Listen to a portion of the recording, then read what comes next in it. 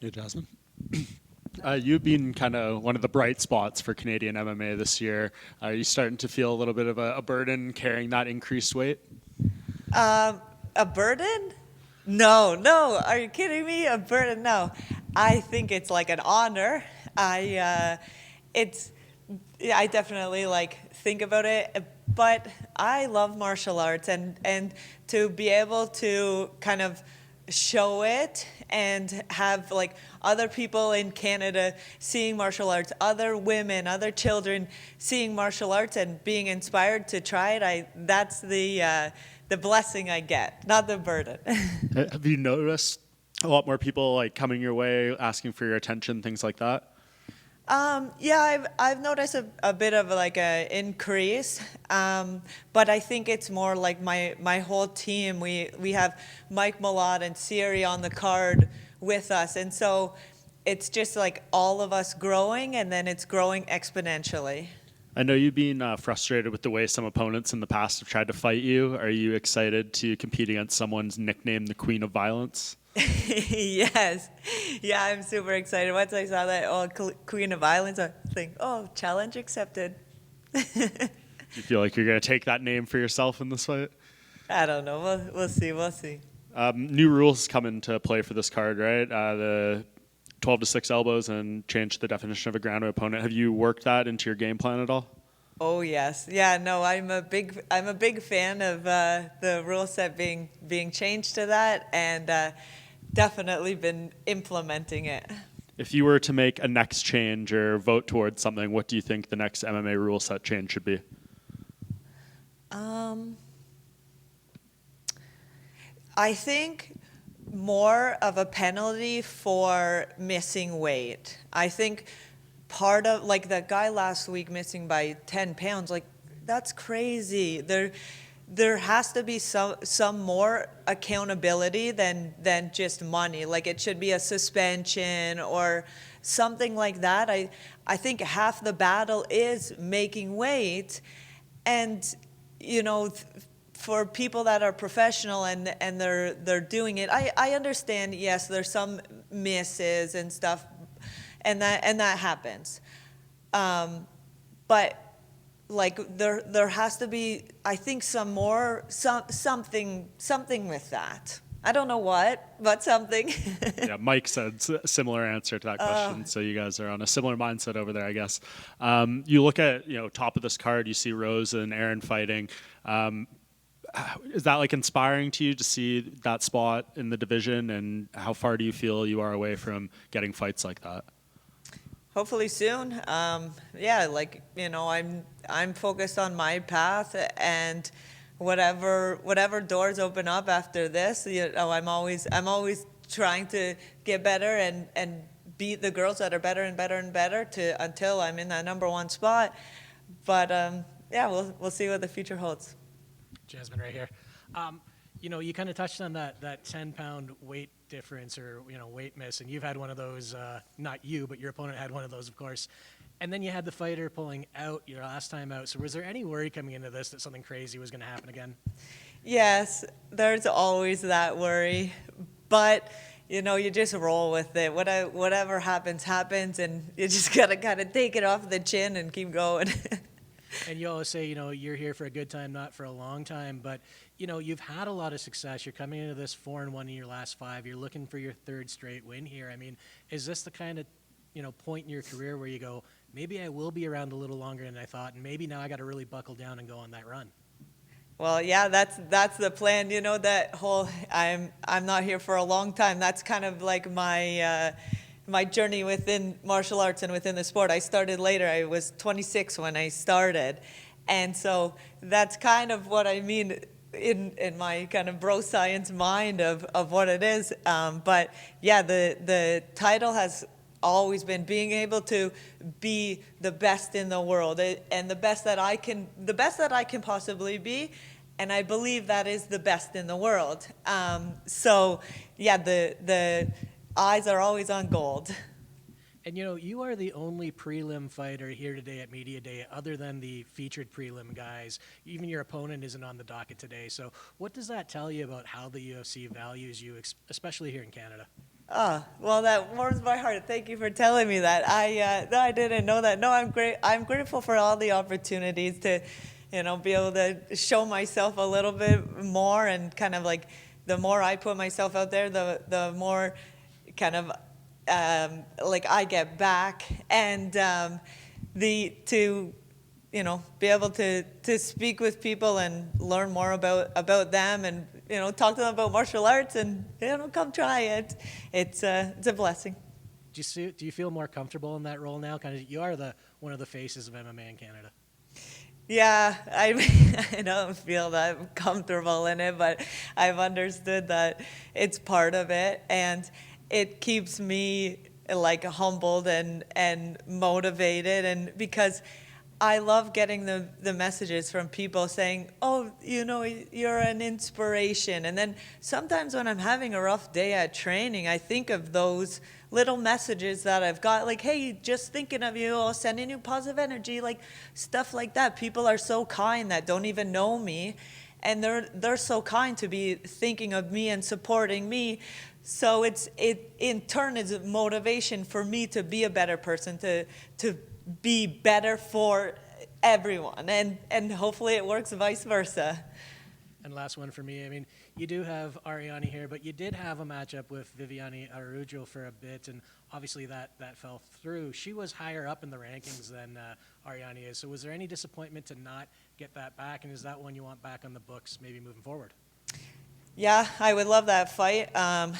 It sucks being presented an opportunity like that and then it being taken away. But, that's life, and I'll just keep trucking, and hopefully an even better opportunity comes after. Best of luck. Thanks. Thank you. Josh, back here. What's up? Are you Canada. So are you looking forward to getting a little bit of a warmer reception this time, instead of last time having them boo you and you kind of telling everybody to suck it on the microphone afterwards? Oh yeah, that's funny. I was just talking to one of the other guys, and they were saying you always like play it up when it's in Canada. When you're away, you a little bit play the heel. So yeah, I'm so excited to fight in Canada. I love fighting in Canada. I feel like the Canadians are all behind me, and I don't know. I feel like I go into the cage with extra energy because of the Canadian fans, man. It's so cool to have them supporting me, and I love it.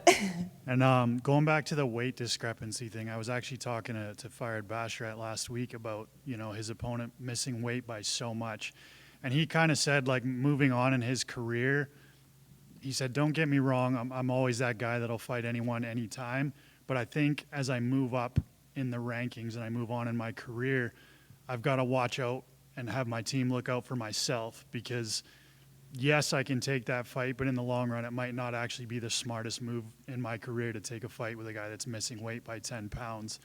I've got to look out for, my place in the rankings. So do you kind of have that mentality as well? What's funny is I actually had that thought, like, when I was watching that fight, and I understand what you're saying, and I'm the same. I'm thinking, yeah, fuck that, I'm taking that fight, man. But that's what I'm so thankful for my team, and I trust them 100%, because they would say, no, you're an idiot, we're not taking this. And I trust them so much that I would accept that. I wouldn't be like, no, I'm taking it anyways. So I'm just thankful that I'm not the one that has to make those decisions. But yeah, I definitely empathize. And you did some training with Rose in Denver, right? How did those training sessions go? I actually wasn't able to get any training in with her. We were in the same room and we planned on it, but I was getting ready for a fight. She was getting ready for a fight, and so the partners were already kind of picked. I trained with Miranda, and Miranda trained with Rose, so we kind of swapped like that. But no, I haven't had the opportunity to train with her, but I look forward one day. I'm sure that we will train together. I was just going to say, what did you think of her last fight with Tracy Cortez? Because, I mean, obviously you were in there with Tracy, right? Yeah, no, I thought that was a good fight. I kind of expected it to go that way. Is that one that you want to get back, the Tracy fight? You can feel how much it pisses me off. Because one, I actually think I won that fight, regardless of whatever other people think. I think I won that fight. I think it's Mexican Independence Day. Anytime she even threw a punch in front of me that didn't even hit me, the crowd's like, woo, woo. You don't think that sways the judges? Meanwhile, I hit her with a head kick, and it's like silence. I'm like, come on. But you know, everything's blessing in disguise, and a better opportunity will come because of it. All right, good luck this weekend. Thank you. Jasmine, right here. You spent a lot of time in Ireland this year training in SBG. Just wondering what kind of sparked that move over there to spend some time under John Kavanagh and the rest of the team there. Yeah. Also, forgot to tell you, I broke my orbital in that fight, like in the first round, so I couldn't see. I couldn't even see that fight at all. So, in addition, but back to this, just want to get that off my chest. So what happened was a teammate of mine was fighting in Belfast, and so I'm like, oh, that would be such a cool opportunity to go. I love to travel, and I didn't have anything booked at the time. So I'm like, I'm going to go check it out. I can stop over in Ireland, do a little bit of training, you know, kind of like casual. And then I went there, and I met John and the other coaches, and I met the girls, and they have such a great training environment. They're all great people. Everything, I can't say enough good things about being there. So I knew after, I was only there for a couple of days, and then I went over to Belfast. But after that, then I knew for sure that it would be more of an exchange, like how the coaches are there and how my coaches are at home. They're all on the same page with everything, and I feel like I just learned so much when I go there from the coaches, from the girls, and I've developed such great relationships with everyone there. And yeah, I look forward to just continuing that and going back all the time. I'm sure you spent some time with Invicta strawweight champion Danny McCormick over there. Were you surprised after she got that win on the road to the UFC that she wasn't signed to the UFC? I couldn't believe that. Like, I feel like she's earned it. Like, I just want to see her with the UFC stuff on and like have a fight, because she's done it. She's done the work. She deserves it. Are you planning on going back again? For sure. Oh, I have too many friendships there that I wouldn't be able to, but I'll be back probably after this fight. I'll take a little bit of time. A teammate of mine is fighting in Indonesia, so I have the opportunity to go over there with her. And but yeah, I'll definitely be back to Ireland. Important question. Did you try the Guinness, and what did you think of it? Oh, I tried the Guinness, and I tried the Forged Irish Stout at Connor's Bar, and you know, because I'm training at SBG and I've tried them both, I'm definitely going with the stout, the Irish Stout. Nice one. Your last fight against Fatima McClain, obviously, you know, you took it at short notice and gave her the opportunity coming in undefeated. Do you feel that you got the credit that you deserved for a win like that? Because I feel it's a win that's going to look better in time. Yeah, I agree. I think that fight will age well, and my coaches always say that chick's talented. Like I bet you watch her and Blanchfield in the room, you know, you could guess what it's like.